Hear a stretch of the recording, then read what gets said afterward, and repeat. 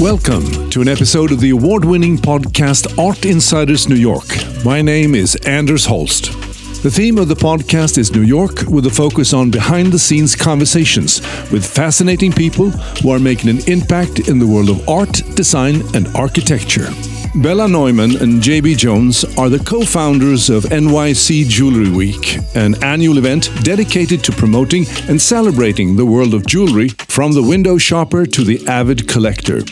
NYC Jewelry Week is about creating an intimate, emotional connection with jewelry, giving consumers a way to get to know the artist, learn the history, and explore all the stories that bring these unique pieces to life.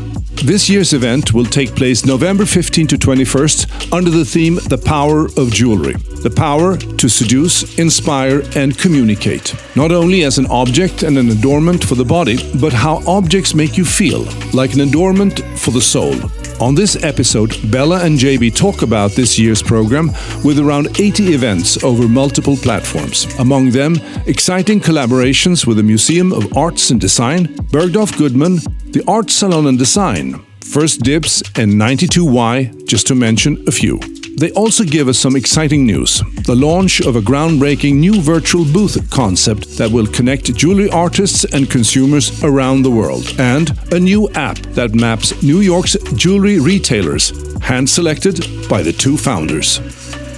Thank you so much for taking the time, Bella Neyman and JB Jones, to talk about Jewelry Week 2021. And I would love to talk about this year's program, of course, but I'm also interested in knowing more, and I think our listeners are interested in who you are and your background and how your collaboration is working. For you listeners to recognize who they are, I will say first hello to Bella. Hi. How are you doing? I'm well, thank you. You're doing well. And JB Jones, how are you? I'm good. Thanks for having us. Oh, thank you very much for taking the time. So JB, what does that stand for? Jessica Barrett. Yep. Oh, that's beautiful. Why JB then? It's a really long story, but let's have it. Okay. I launched a gallery in Los Angeles many years ago now, probably like 10 years ago at this point. It was a street art gallery, and women weren't really players in that game at that time. So I started going by JB, and people, before they met me in person, thought I was a guy. So I just had a little bit more street cred. That way. I love that. I love that. But now you have all the cred in the world. Well, maybe. Thank you. I have seen the program. I think it's very powerful, no pun intended, because the theme is the power of jewelry, of course. Tell us a little bit about the program. Well, first of all, thank you so much for having us. We're really pleased to be here. We are longtime friends, not just the two of us, but also we've known you for a long time. So it's really nice to be on the podcast. So thank you so much. I personally, Jewelry Week is a celebration. It's a citywide celebration of all things beautiful, bejeweled, artistically made and inspired jewelry. And it's really hard to pick a favorite. I think, in a way, they're sort of all of our babies. We spend all year, we spend all year thinking about it. And, this year is especially because we're doing a hybrid model. So the events will take place in person, but also virtually. People can therefore access them from the comfort of their home if they're not comfortable going out into the world. But we have a lot of really incredible collaborators, like Bergdorf Goodman, Museum of Arts and Design, who's our official museum partner this year. So I guess if I had to pick the things that are top of mind, I would say that we have 2 days of programming at the Museum of Art and Design on Tuesday and Thursday, so November 16th and November 18th, where we will bring the most exciting things in both fine jewelry, but also in contemporary jewelry. This is open for everybody? Absolutely. You have to sign up. Everyone should go to our website. It's www.nycjewelryweek.com. They should also follow us on Instagram at NYC Jewelry Week. These are the two ways that you're going to find out about everything that is happening during the week. You have to sign up and RSVP for all the events. But I would say that 99% of the events are free and open to the public. You just have to sign up and show up. The 2 days at the museum, for example, they are going to be talks. And the topics are so, they range from, Cipulo, who invented, that famous Cartier love bracelet, to a conversation on, jewelry in Renaissance portraiture, to a really exciting event that we are doing with Kyrie and Zarina Akers called The New Establishment, about, jewelers working today, which is super exciting for us. And then Thursday, we have some really interesting people coming. Carolyn Broadhead, for example, who's a major figure in contemporary studio jewelry. So it's very diverse in the scope that we're covering. I see. I like what you said here. You had the hybrid model, the IRL and the URL. And I thought to myself, IRL, never heard of that. And it stands for in real life. Did you invent that, or is just me, just been on an island for 3 years? I don't know. And I also love when you say the power of jewelry to seduce, inspire, and communicate. I think that is really interesting when you think about jewelry not only as an object, but what it can do, what it can create. Yeah, and how it makes you feel. When you put on a great piece of jewelry, it sort of lifts your spirits. And I think for us, that's why jewelry is so important, because it's not just adornment, like body adornment, but it's adornment for your soul. And so I think that's what we love about it. Yeah. And one of the reasons we started Jewelry Week as well, and back when we met you, when we were at the gallery, it was really about how do we create this intimate connection with jewelry. We really wanted to be able to give consumers a way to have these emotional connections and get to know the artists and get to know the stories behind it and learn the history of jewelry, learn the history of the pieces. And so it's really at the heart of Jewelry Week, what these stories are that live around the jewelry. You have core program, art program, and community program. How do one navigate around all these and find the most interesting things that they want to experience? The delineations are really about how we invite people to participate in Jewelry Week, that we have different entry points, right? To ensure that we can have the community involved, that we can have artists involved, and then that we can also have big brands involved, right? And also stories that we want to put forth as Jewelry Week, stories that we see rising to the top of interest for the industry, right? Like, for instance, sustainability, diversity, tech and jewelry. What are these like exciting stories that we want to put forth every year? So that's how we kind of delineate how we create the programs. And when people approach the week to attend it, they won't necessarily know the difference between these different categories of programming, but they will know that it's a full range, right, of the community, of the artists, of the brands and businesses that are keeping, the industry alive in this city. Yeah. That's a wonderful way of putting it. It's not sort of structurally oriented, it's more experience oriented. You have mentioned in your press release the event that you have together with Salon Art and Design with Wallace Chant. So he is probably one of the most important jewelers working in Asia. His story is quite interesting. He became interested in jewelry as a young man, and he has really dedicated his career to something called the Wallace cut. And he has created a series of butterfly jewels that he is known for. They are the most incredibly beautiful, bejeweled creations, very lifelike, but also they're quite spiritual. And so there is a publication that has just come out, and we were going to be presenting a talk with all of the authors who were involved with that book, really journalists and curators who are leaders in the field. So we will present that talk virtually, but then we will have several of the butterflies on view at the Salon of Art and Design at the Park Avenue Armory. And people will be able to come and see this presentation that's going to be hosted by Dr. Emily Storr, curator of jewelry for the MFA Boston, as well as Ming Liu, who is a watch and jewelry specialist and a journalist. And it's really exciting to be able to see jewelry of this caliber in person, because these pieces are all very unique, very special.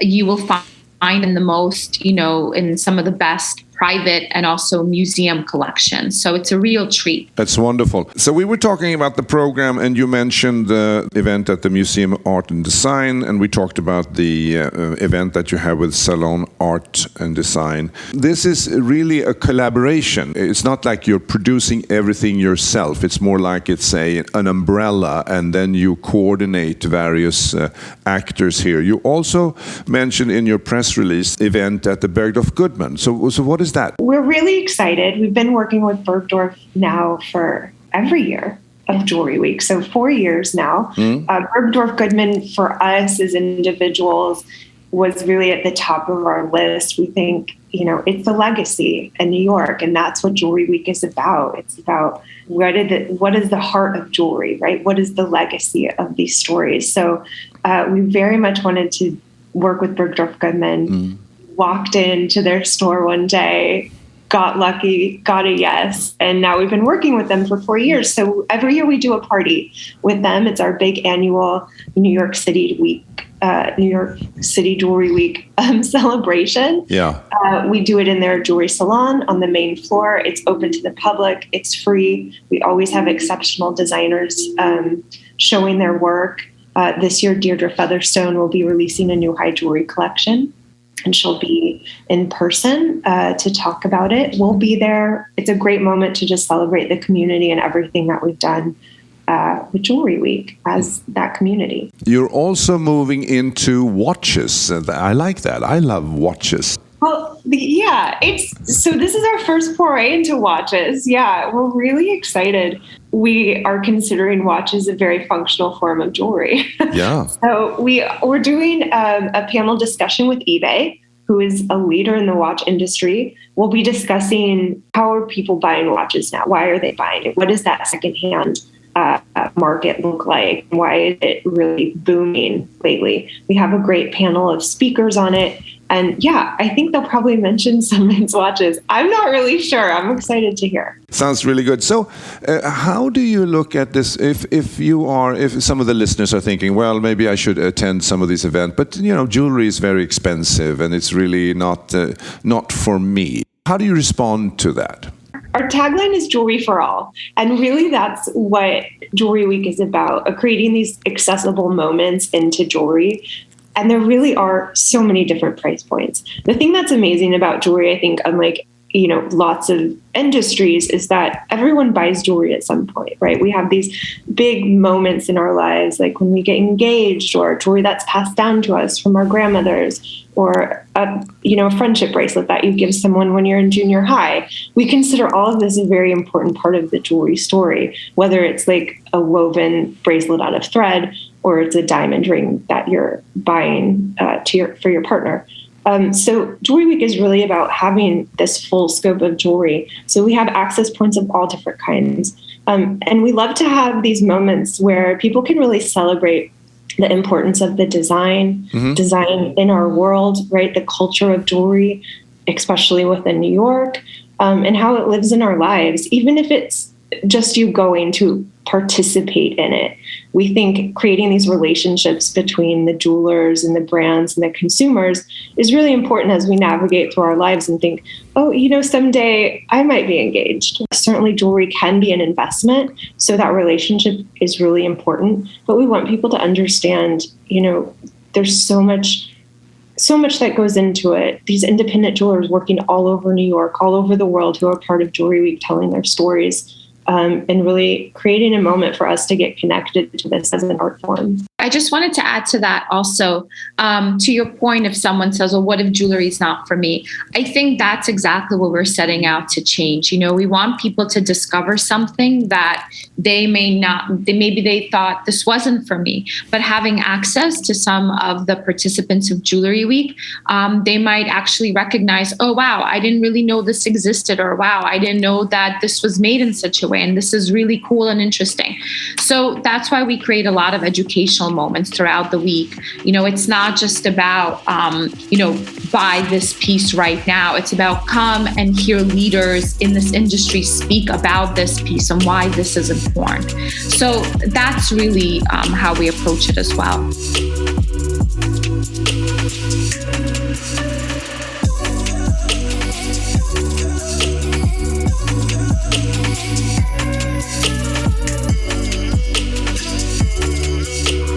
How can people get involved in Jewelry Week? I'm thinking like volunteering or fundraising. Oh, we love all of those things, volunteering and fundraising.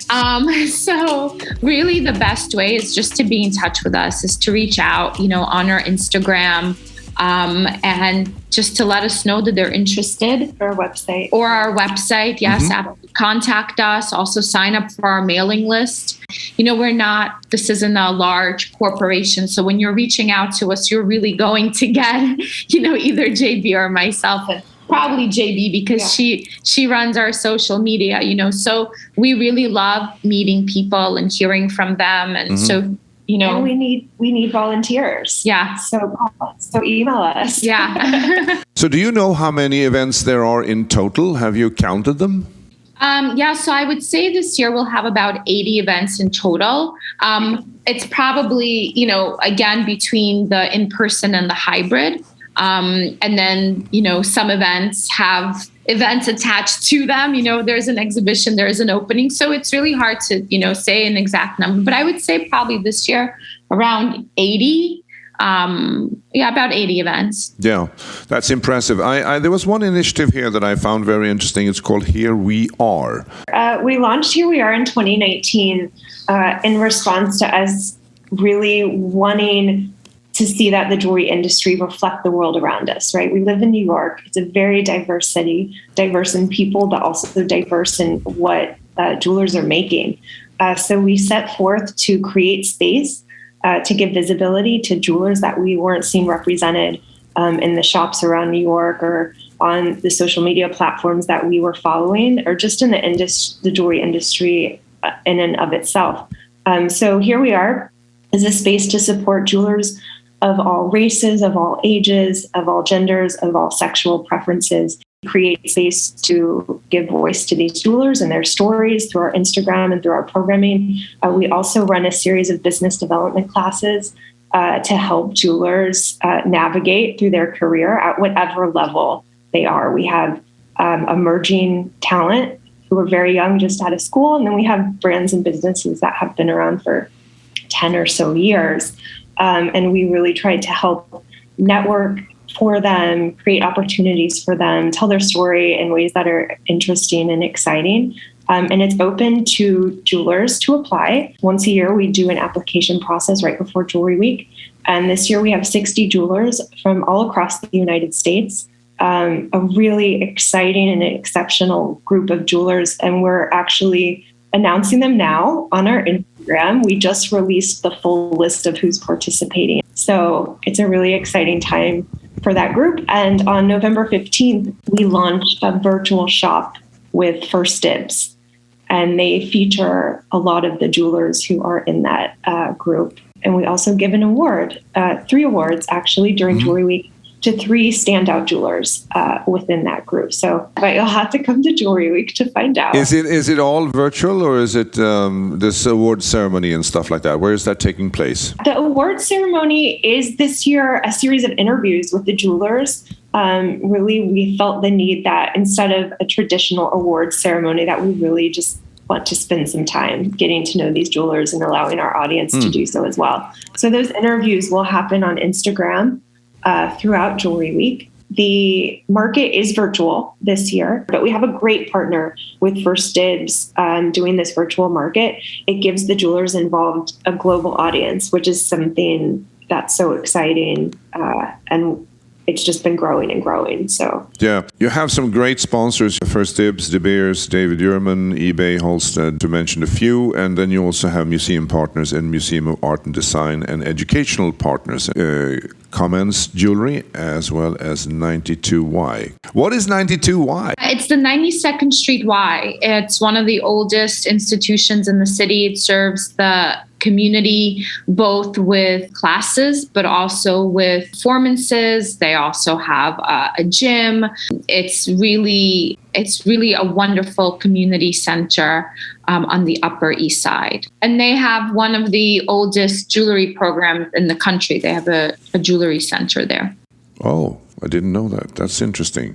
How do you evaluate this? Yeah, that's a really interesting question. I mean, there's so many like you said, we have so many different outlets and parts of Jewelry Week. I think we evaluate it on the spectrum of how all of these things are coming together. You know, certainly we find success in being able to have a great offering of programming to make sure that those people offering the programming are happy and excited about being a part of Jewelry Week, that we get people to show up, that we get people to shop the week, that we reach a large Instagram following, right, to get people excited and responsive to what we're sharing. So yeah, there's so many different aspects of it, and which is great, but also something that is we're always chasing, right? Like, what is that mark of success? I think for us, we just want to be a sustainable business in the jewelry industry. And as we go into year 4, we're very excited about what's happening now with this hybrid program. It's a first for us. And next year's our 5-year anniversary. So next year's a really big year, and we already have our sights set on it and how we can make a big impact. Would you say that the pandemic has been a positive factor in your life because it has forced you to do the hybrid model? Yeah, I mean, I think that, you know, even in our first year, people were asking us if we were recording or streaming any of our programs because there were so many, you know, and it's a big lift, you know, to be very honest with you. So definitely last year we were, you know, forced to sort of do everything virtually. But I have to say, and I think JB will agree with me, it really allowed us to reach a much broader audience, which is incredible. And also it allowed us to continue to do programming throughout the year, which allowed us to continue growing our audience as well, you know. And then we were also able to collaborate, for example, with the Department of Education here in New York and do programming for high school students because everything was virtual, you know. So it really did help us broaden our reach and reach certain goals that we weren't able to reach before when we were just, you know, in person. We have a lot of virtual programs coming from other parts of the world. We have a great program coming from Mexico, which we've never had any participants coming from Mexico before. So it's a really exciting moment for us to have this sort of interest from all of these jewelers from around the world, and that they can participate now is really kind of exciting. We saw our readership grow 20% internationally, which was huge for us. So wow. It's exciting to think, you know, what's going to come from this year, having it be both in person. Yeah. Well, I'm very happy to hear that. I was surprised when I did some research here about the two of you that, I mean, you started Jewelry Week, it's now its 4th year. You know, compared to Fashion or Fashion Week, it seems like it's the stepchild here.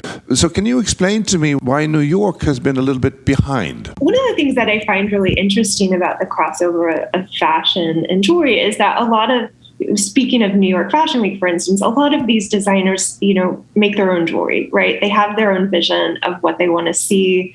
They go ahead and make it on their own. But in the last few years, we've seen a lot of runways actually collaborating with independent jewelers, which has been really an exciting crossover. A lot of the jewelers in Jewelry Week, we know, have been doing a lot of collaborations with some big fashion houses in New York. I think New York actually might be at the forefront of this sort of crossover between jewelry and fashion versus the rest of the world.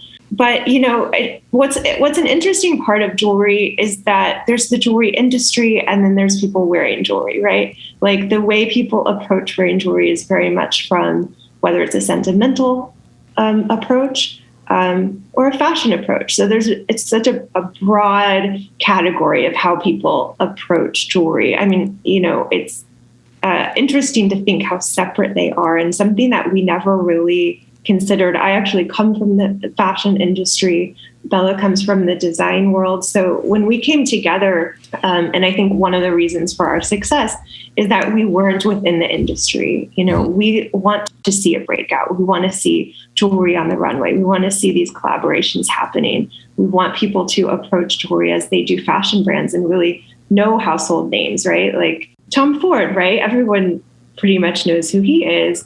But a lot of the jewelers aren't known by name. So we're really hoping that we can, when we have a legacy like New York Fashion Week in many years, we hope that there will be a different cultural climate around the jewelry industry. Yeah, I also just want to add that, like, as a kid growing up in New York, I always wanted to attend Fashion Week, but it was something that was completely inaccessible.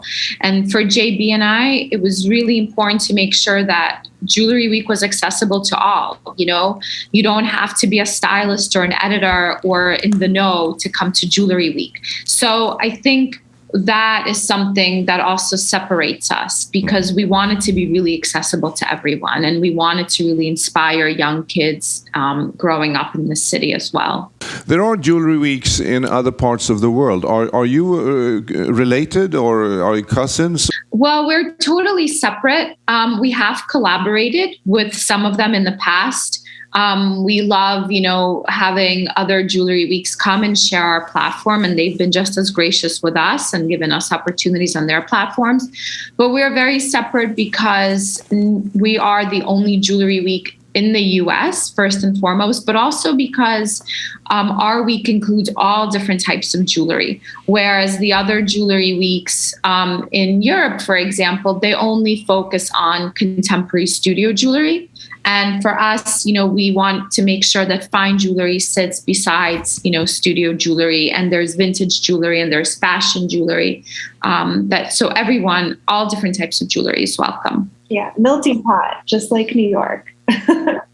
Now, the two of you, so how did you meet? So we worked together in a gallery and we curated an exhibition together. Actually, it was the first exhibition in that space. And as JB mentioned, she comes from the street art world and I come from the design world. And I have a personal interest in street art, but I don't have the breadth of knowledge that JB does. And so we collaborated, we brought sort of our contacts together. And that was our first project. And it was a really successful exhibition and we loved it so much. And we saw the potential of not only bringing those worlds together, but also the potential of us working together. And we had such a great time and our visions align.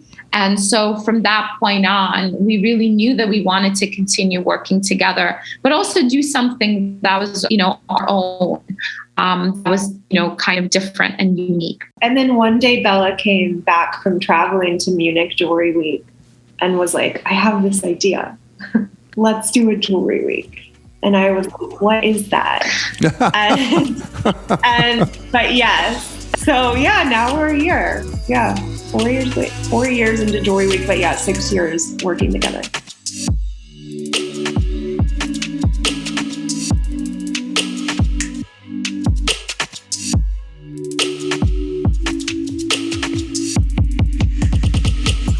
You said that your first collaboration was centered around the concept of both street art and jewelry, the two most public art forms, which I never really thought about, but that is actually very true. What is the chemistry here? Why is it working so well? Well, we were talking about this before the interview, and we really are like a yin and yang couple, like in the sense of this business. But yeah, we have different approaches to jewelry. We are interested in different things within the jewelry industry. We are constantly thinking about, what is the world like that we live, right? And how do we come together on that? And we oftentimes will not agree. but we do consider each other's viewpoints. And so it's really a wonder. I feel really like so lucky to have a partner like this, that we can, be honest with each other, have these great ideas that come from, totally different places, and create a jewelry week that can really appeal to such a broad market. And that's what we really try to do. Luckily, we both have this like very different like thing we get excited about in Jewelry Week every year. And we're both like very addicted to jewelry and always seeking new things. So that's helpful as well. Yeah. I don't see much jewelry on you though. Well, let me tell you, Jewelry Week's in 2 weeks. So all we do is wake up and hit that computer. Yeah. And we care deeply. I think that's also the other thing, is we care really deeply about all of the people who are involved in this week. And we feel a huge responsibility to them, to make sure, into this community, and just to make sure that, we present them and their visions in the best possible light. And this is a huge passion project for both of us, and so we work very hard. We hope that people do come and participate and, really enjoy it, because that's what it's about, When you look back on these 4 years, how has Jewelry Week evolved? I have something big to tell you for this year, but we'll start with the past. Breaking news. Breaking news. Hear it here first. The first year when we started Jewelry Week, Bella and I were like, let's start a Jewelry Week. We'll do like 25 events. I think we had 125. Wow. Is what we ended up with the first year. In 2019, we started Here We Are, which was a very big moment for us to kind of expand the conversation in a big way. In 2020, we went virtual, like we talked about, was a great milestone that opened up so many doors. And in 2021, we're excited to offer a couple new platforms for visibility. The number one reason people come to Jewelry Week when we poll them is to discover something new. So we have a new launch on our website called Virtual Booths, which is a way for independent jewelers, businesses that support jewelry. We're going to get you a booth on there so people can discover what you're doing. It's just a nice place to discover new jewelry. And we have a great selection of jewelers from all over the world who reached out to participate in that. So we're really excited for that launch. But we also, for 2 years now, have been working to release an app with a company called Gesso. And this app will launch on November 15th. And it's a jewelry retail map of New York City. Oh. Featuring our favorite jewelers. That's where we're starting, with jewelers that we've worked with, jewelers that are telling very unique stories, jewelry that kind of represents the breadth of jewelry in New York. And that will be up all the time. People will be, if you're in Soho and you're like, I need to buy a sapphire necklace right now, it's going to tell you where to go. That's excellent. Yeah, so we're Love really that. excited. This is I think a great thing to get New York, to get tourists to discover new jewelry and to really support the retailers who've had a really rough 2 years. Yeah, because I think that one of the obstacles maybe, that you think that jewelry is expensive. It's also, where do I find jewelry? Yes. We're really excited for the group. It's a small group, so it's easy to discover them with this launch, but we'll be adding to it as we grow.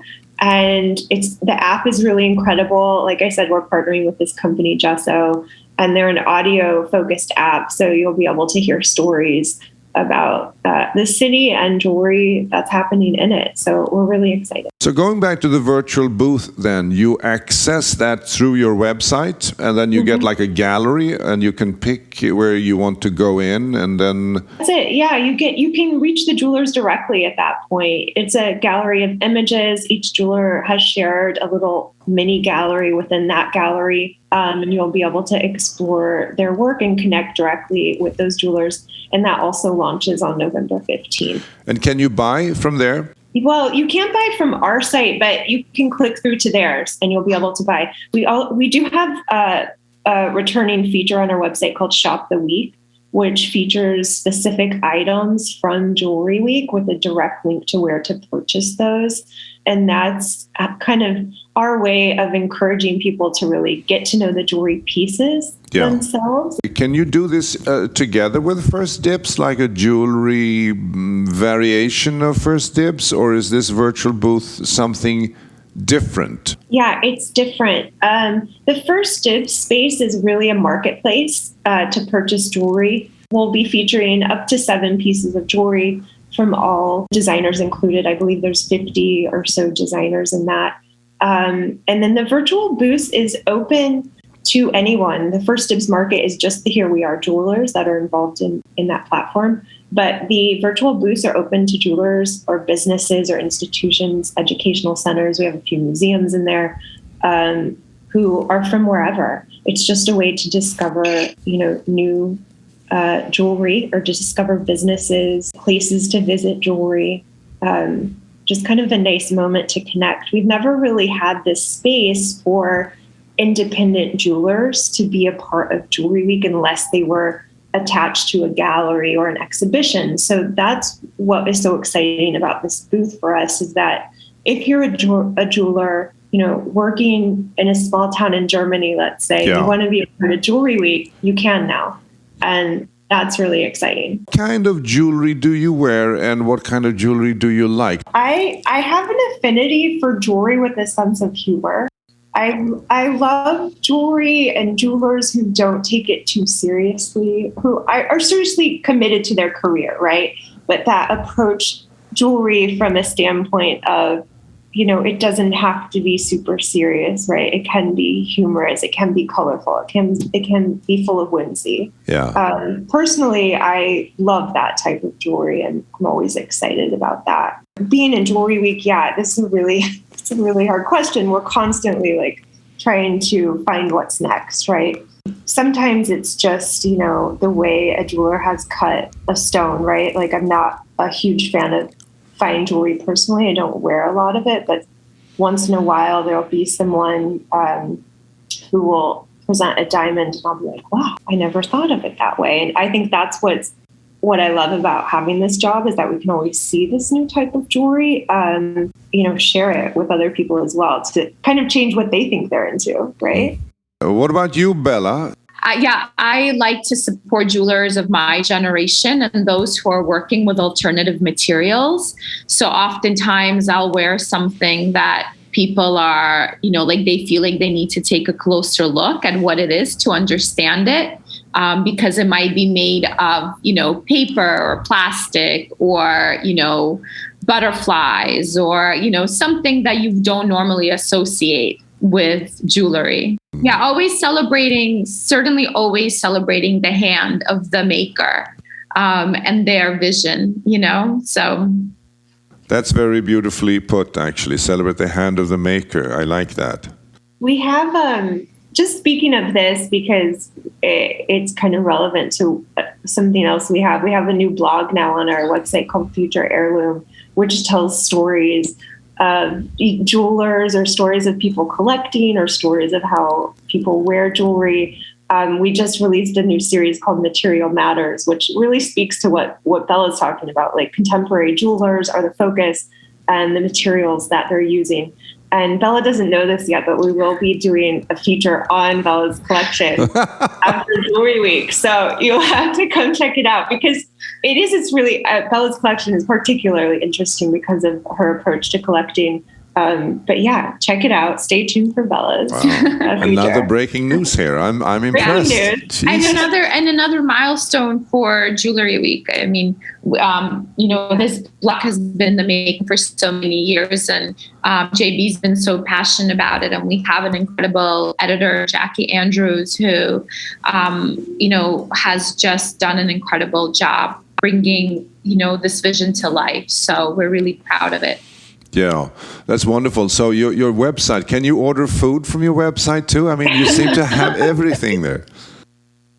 Coming soon, jewelry flavored food. Yes. And I will tell you, there have been several occasions where JB and I thought, this one woman or this one designer she does work with food. Can we get her to do something for us that's jewelry inspired? We're always trying to push those boundaries. That's wonderful. You are trying to build and support a community for contemporary jewelry. It's not only contemporary, though, I've learned today, where you integrate artists, curators, media, collectors, museums, sponsors, and scholars. That is really a wonderful thing to do, right? Especially in a city like New York, we have such incredible museums and institutions. And so we want people to feel like, whether they're walking into a retailer like Bergdorf Goodman, or they're walking into a museum like the Museum of Art and Design, or, an auction house or a gallery, there is incredible jewelry to be seen. And there are incredible designers to discover. Yeah. That's a wonderful thing. What is in the future here? I mean, you have so many breaking news coming in on November 15, but I'm sure you have some other stuff up your sleeve. Maybe you can't talk about them right now, but what inspires you for the future? I think there's so many exciting things happening in jewelry now, right? Because I'm not just because of the pandemic, but I think while a terrible thing has really shifted how jewelers approach jewelry, and that's something that's really interesting for us. And this idea of jewelers selling directly to consumers now, kind of changing the marketplace, is an exciting conversation. People's interest in sustainable and ethical approaches to jewelry making is an exciting conversation for us as well. And jewelry and tech, NFTs are now jewelry. And what does that mean for this industry? And what does that look like coming forward? So there's a lot of things like we're excited to talk about this year. Like Bella said, we've been trying to get this blog off the ground. We've been trying to get this app off the ground. This is really kind of a landmark year for us to put these things forward. And honestly, now we're just going to try to keep it going and get to year 5. We kind of have been able to put all these wonderful things in place. We have the great program where we support high school students. That's going to be growing in next year. We're really excited about that. So many big things coming that we're just kind of, excited to tell people the story and grow who comes to Jewelry Week. I think that's next. Tell everyone. World domination. Well, I'm very proud of you, super entrepreneurs here. There'll be Jewelry Month next year, right? Oh, please no. We can't handle that. But you seem very calm, though. I mean, the storm is just 10 days away. It's a facade. Yeah. It's a facade. I have to say thank you so much for doing this, and I can feel your enthusiasm. Thank you. I really love it. I wish you the best for the opening. Break a leg. Yeah, thank you so much for doing this and helping us spread the word. Yeah, this has been really wonderful. Thank you so much. Thank you so much. If you enjoyed this episode and have family and friends who love New York and are passionate about the world of art, design, and architecture in the city, please spread the word by following us on artinsidersnewyork.com or liking us on our Facebook page, Art Insiders New York, where we publish newsworthy material all the time. It's very much appreciated. Thank you. This episode was produced by UOM LLC, copyright 2021.